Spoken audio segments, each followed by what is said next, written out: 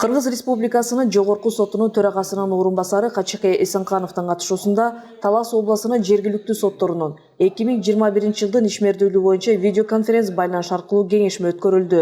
Кеңешмеге Кыргыз Республикасынын Жогорку сотунун төрагасынын орун басарларынын милдетин аткаруучу Нургүл Асанова, Айнаш Токпаева, Жогорку соттун соттук тажрыйбаны жалпылоо, соттук статистиканы анализдөө жана пленумдун ишин камсыздоо бөлүмүнүн башчысы Адинахан Кадыровалар катышты.